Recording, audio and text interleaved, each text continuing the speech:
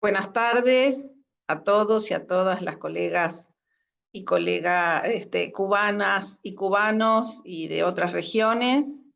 Estamos aquí con el doctor Guillermo Cordero, yo soy Paula Carlino, estamos en Buenos Aires, Argentina. Ambos integramos el equipo que llamamos GISIOLEM, que es el grupo, es un grupo de investigación, y en este seminario intentamos estar presentes porque nos interesa, bueno, dar a conocer nuestro trabajo y poder intercambiar con los participantes de este seminario, eh, con esta ponencia, y también tenemos otras dos ponencias más, una a cargo de Carolina Roni y Paula Carlino, y otra a cargo solamente mía. Vamos ahora a empezar el trabajo que hicimos con Guillermo. Si quieres empezar a proyectar, el trabajo es parte, de un reanálisis, un retrabajo de la tesis doctoral de Guillermo Cordero, que fue defendida hace ya un tiempo. Y si quieres, con pantalla completa, así no se ve lo del costado. Y consiste justamente en una investigación que llamamos, una investigación de diseño didáctico colaborativo entre un profesor de ingeniería y un profesor de escritura, para potenciar el aprendizaje de la materia que enseña el profesor de ingeniería, que es métodos numéricos. Entonces queda a cargo de Guillermo la presentación. Muchas gracias, Paula. Solamente decir que esta presentación está el texto escrito, y al final vamos a poner la referencia donde se puede descargar, porque seguramente en el tiempo que disponemos, van a quedar algunos detalles que no podemos compartir y los podrán leer los que estén interesados. Muchísimas gracias, Paula. Un cordial saludo a los y las colegas cubanos. Para nosotros es un honor, un gusto presentar este trabajo ante ustedes. Como Paula bien lo ha anunciado, se trata de un trabajo colaborativo entre un profesor de ingeniería y un profesor de escritura, que en este caso soy yo mismo, para potenciar el aprendizaje de métodos numéricos, que es la asignatura del profesor de ingeniería, la que él imparte en una universidad de Cuenca, Ecuador. ¿Cuál es el plan de la presentación? Vamos a comenzar exponiendo el problema que originó este estudio, luego pasaremos a describir el estudio, que es una investigación observacional longitudinal de codiseño colaborativo entre un profesor disciplinar y un profesor de escritura. Como parte de esta descripción tenemos los siguientes puntos. Describiremos el caso estudiado y su contexto educativo, la relación profesor-disciplinar, profesor de escritura, la relación investigador-grupo de investigación, cómo enseñaba el profesor antes de esta intervención. También describiremos el género, entrada de manual de métodos numéricos, con el cual el profesor diseñó ya una tarea en su asignatura que luego fue potenciada en el marco de este estudio. También describiremos la secuencia didáctica codiseñada entre ambos profesores. Luego pasaremos a describir el enfoque longitudinal del trabajo colaborativo y la recolección de datos. Y finalmente expondremos en qué consistió el dispositivo de confrontación. Y al último pasaremos a señalar algunas conclusiones. ¿Cuál fue el problema que dio origen a este estudio? Específicamente y dentro de esta materia, la insatisfacción del profesor de ingeniería que pedía escribir entradas de manual de usuario de métodos numéricos a sus alumnos y observaba problemas recurrentes en los escritos que recibía, principalmente problemas, más allá de problemas gramaticales o ortográficos, problemas en cuanto a la información que los alumnos debían incluir dentro de este manual. ¿Sí?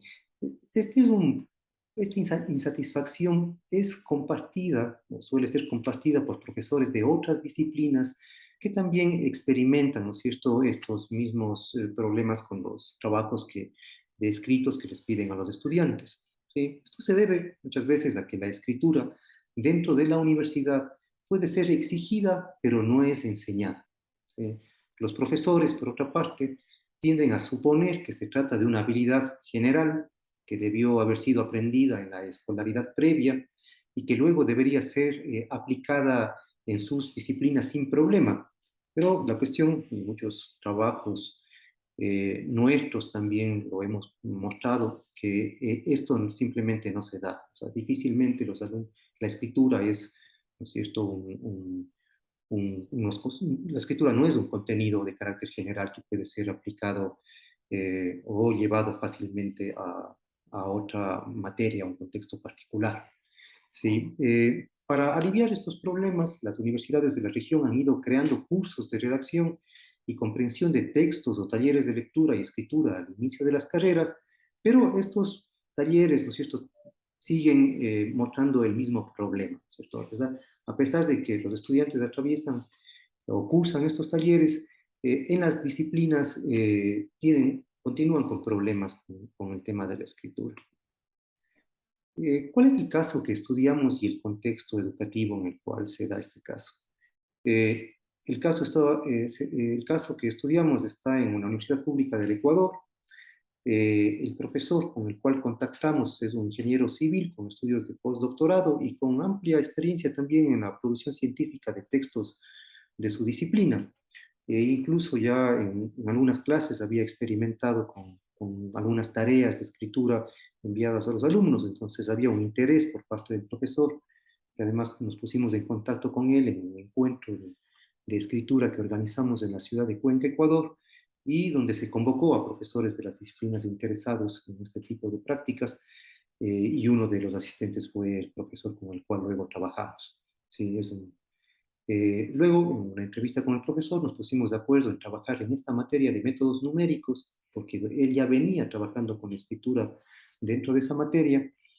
Esta asignatura se imparte en el tercer semestre de la carrera de Ingeniería Civil, tiene una carga horaria de 4 horas semanales, 64 semestrales y un promedio de 30 alumnos cada semestre. ¿Cuál fue la relación que procuramos establecer entre el profesor de la disciplina y el profesor de escritura?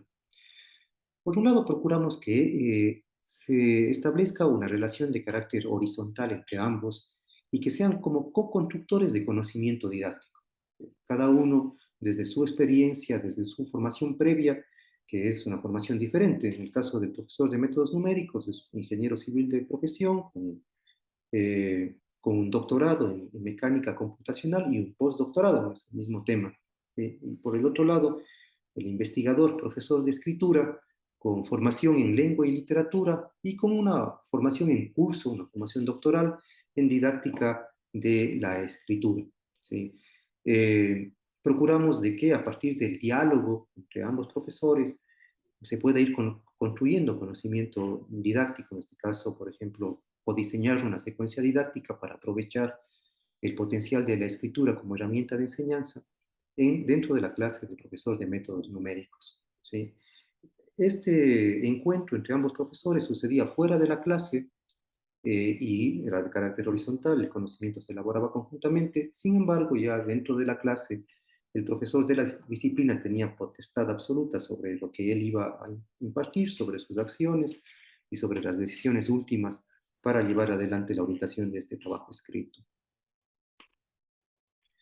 ¿Cuál es la relación que se establece entre el investigador, que es el profesor de escritura, no olvidemos que estamos en el marco de una tesis doctoral, y el grupo de investigación?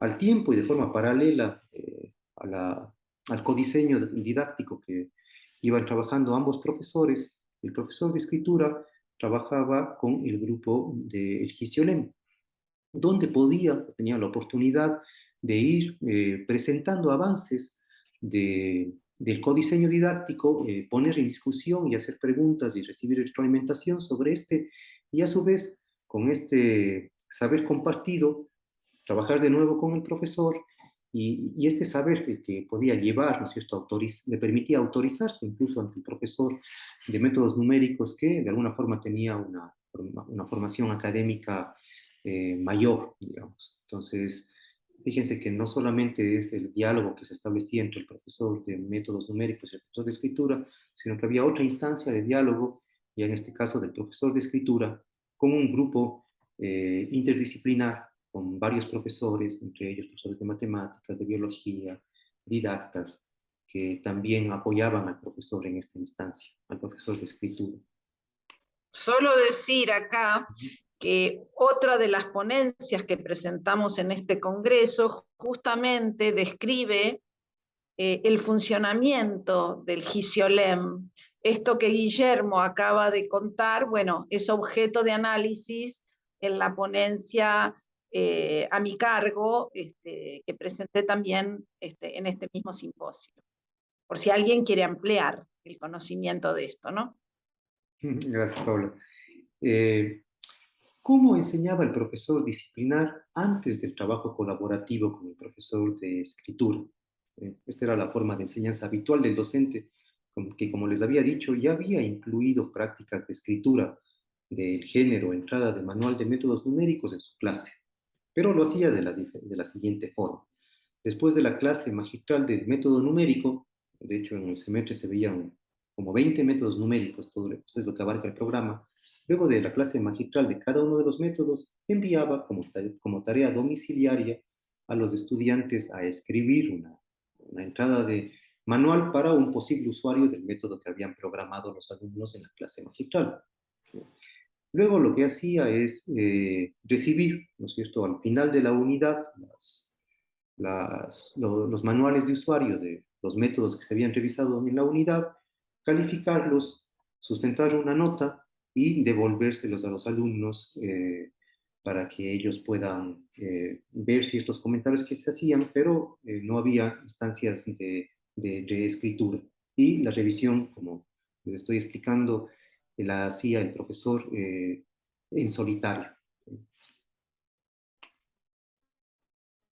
Un análisis de esta propia práctica junto con el profesor, o sea, le permitió también al profesor ver que la forma en la que él venía gestionando la escritura dentro de su clase no era consecuente con el objetivo que él mismo se planteaba a través de esa escritura. Lo que él quería a través de esa escritura era que los alumnos tuviesen oportunidad de aprender métodos numéricos desde la perspectiva del usuario. Una de las entrevistas, los diálogos que mantuvimos con el profesor, él mismo se da cuenta de esto y al respecto dice: esta es la forma que he venido utilizando. Puede ser un poco brutal, pero la verdad tal vez es porque me resultaba difícil explicarles cómo se tiene que hacer una entrada de manual. Es más, creo que en este punto yo mismo me podría criticar porque lo que he estado haciendo es algo como burocrático. Les digo, verán, este es el formato o el formulario, relleno. Entonces, fíjense cómo estas instancias de diálogo también le permitieron al profesor reflexionar sobre su propia práctica y a partir de esto, junto con el docente y con el profesor de escritura, ¿no es cierto?, tratar de hacer los ajustes necesarios para lograr el objetivo que les había planteado. Esta es una entrada de manual de métodos numéricos. Es un género bastante sintético, maneja algunos tipos de lenguaje, entre ellos lenguaje verbal, lenguaje de programación, lenguaje matemático. Consta de algunas secciones. El título es el nombre del método, el propósito de ese método, la sintaxis, que es el código de programación que el posible usuario tendría que ingresar en el software de MATLAB para poder echar a andar ese método, la descripción, que es la descripción de cada una de estos elementos de la sintaxis, ¿sí? Los comentarios son indicaciones adicionales que se le da al usuario y un ejemplo, la captura de pantalla de un ejemplo ya corrido en el programa de MATLAB.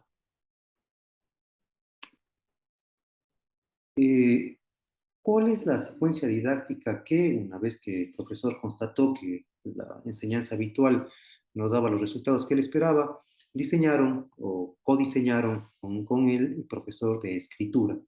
Fíjense, esta era la forma de enseñanza habitual del docente. Como habíamos visto, a esta secuencia se le agregan 3 actividades más. La primera actividad, un análisis de modelo de entrada de manual. El profesor encuentra algunos modelos, ejemplos reales de entradas de manual y los analiza junto con los alumnos en una clase previa a partir de 3 criterios que él consideró relevantes: la estructura de una entrada de manual, El lenguaje, donde él puntualizó, le interesaba la concisión y también la precisión terminológica, y finalmente la información relevante para el usuario. Entonces, estos tres criterios, que luego además sirvieron como criterios de revisión en una próxima actividad, fueron establecidos en esta primera clase, en consenso con los alumnos también. Una segunda actividad fue la revisión colectiva de borradores de entrada de manual. O sea, fíjense, en este caso ya la escritura de entrada de manual ya no es la última actividad, sino más bien una actividad intermedia a partir de la cual el profesor junto con los alumnos van a revisar en la clase esas producciones de los alumnos. Sí, y aquí se abre una oportunidad, ¿no es cierto?, de un lado para que el profesor pueda enterarse del proceso de aprendizaje, de comprensión de los contenidos disciplinares por parte de los alumnos al revisar los escritos de ellos, y por otro lado para que los alumnos puedan hacer preguntas, plantear dudas, ¿no es cierto?, con respecto a su propia escritura. Fíjense que aquí ya la actividad de revisión no queda solamente a responsabilidad del profesor, ni para justificar una nota, sino que la actividad de revisión es colectiva y sirve tanto al profesor y a los alumnos para poder ir, además de mejorar el texto, ¿no es cierto?, ponerse de acuerdo y movilizar contenidos disciplinares. ¿Sí? Finalmente, también se agregó una segunda tarea domiciliaria, ¿sí?, que consistía en la reescritura de la entrada de manual luego de la correspondiente revisión. Sigamos. Voy a describir el enfoque longitudinal del trabajo colaborativo y la recolección de datos. ¿Por qué un enfoque longitudinal? Porque no solamente diseñamos y implementamos una vez la secuencia didáctica, sino que hubo 3 iteraciones en 3 semestres consecutivos. Les explico el gráfico de aquí. Primero, comenzamos de una situación previa a partir de la cual pudimos detectar cómo el profesor ya venía trabajando antes de la intervención. Eso es lo que había descrito anteriormente. Luego, a partir de eso, codiseñamos la secuencia inicial que les presenté en la diapositiva anterior, conjuntamente con el profesor. La pusimos a prueba una vez, ¿no es cierto?, en la implementación 1, en los cuadritos rosas. Registramos esa implementación, es decir, qué es lo que sucedió en la clase mediante videograbación. A partir de esa videograbación, lo que hicimos es seleccionar fragmentos que serían como nudos críticos que deseábamos tratar junto con el profesor, ¿no es cierto? Y le confrontamos al profesor a esos registros de video de su propia clase. Así el profesor pudo analizar su propia práctica mediante las huellas de esa actividad, ¿no es cierto? Y a partir de eso, y en diálogo con el docente de escritura, hacer los ajustes necesarios para una segunda implementación. ¿Sí? Este modelo se repitió una vez más, ¿no es cierto?, en un tercer codiseño y en una tercera implementación. Y finalmente hubo una última confrontación donde le pusimos al profesor a analizar los registros de todas de las 3 implementaciones anteriores para que pueda ver la evolución que tuvo a lo largo de 3 semestres, ¿sí?, que la hubo y tenemos otros trabajos donde vamos analizando esos cambios que surgieron o que pudimos identificar de una implementación a otra. Ya con respecto a la parte investigativa, estas implementaciones nos dieron la oportunidad de grabar, de tener 10 horas de videograbación de clase que nos sirvieron para la confrontación, por un lado, pero también para luego el análisis que hicimos como parte de la investigación doctoral. Y también recogimos 32 horas de audiograbación de las instancias de codiseño, el trabajo entre el profesor y entre ambos profesores, y de la confrontación. Todo lo que se conversaba allí, se hablaba, ya sea en la parte del codiseño o cuando el profesor se enfrentaba a las huellas de su propia actividad, quedó registrado para un posterior análisis.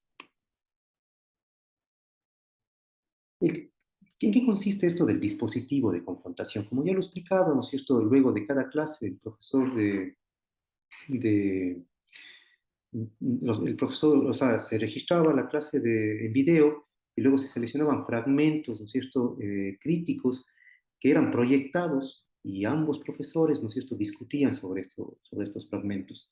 Estos fragmentos de video, que son las huellas de la actividad del profesor, tenían un gran potencial para disparar la reflexión del profesor sobre su propia práctica y para poder pensar no solamente en lo que hizo, sino también en lo que no hizo y lo que podría hacer en una próxima implementación. ¿Sí?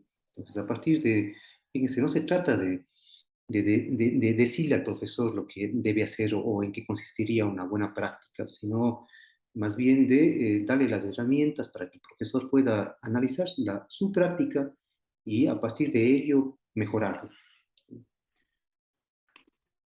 Como conclusiones, ¿no es cierto?